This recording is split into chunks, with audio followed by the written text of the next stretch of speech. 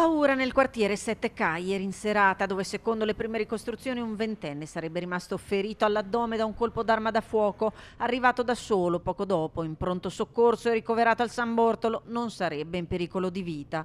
Tutto è successo nella zona del parco giochi vicino al cimitero, dove si concentrano le indagini degli agenti della squadra mobile, vicenda tutta da ricostruire, sulla quale gli investigatori mantengono il massimo riservo.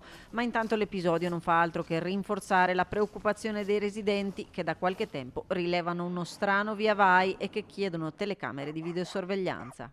Tutte le notti dalle 9 in poi c'è un giro strano, macchine che si fermano, un via vai sempre a tutte le ore. Ci sono gente che si ferma, scambi di qualcosa, parlano, litigano, gridano tutte le notti, soprattutto dentro il parchetto è un punto di ritrovo. Parcheggiano fuori e poi vanno dentro. In questo parco non ci si può più andare.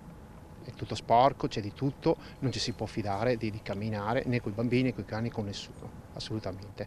C'è gente che va e viene, fa di tutto quello che vuole e non è controllata. In questo quartiere, dove c'è sempre stata molta tranquillità e serenità, da qualche mese hanno iniziato ad esserci dei giri pesanti di spaccio di droga. Il parco da un po' di tempo non è più custodito, poiché il catenaccio che chiudeva il parco giochi è stato tolto, è stato rubato da qualcuno, non si sa, quindi urge un controllo maggiore in questa zona. Il mio desiderio sarebbe quello di avere della videosorveglianza in vari punti dei quartieri, in tutti i quartieri. So che è un progetto molto dispendioso anche a livello economico, però non si può più tergiversare, non si può più aspettare, perché le forze dell'ordine anche loro hanno bisogno di un aiuto in più.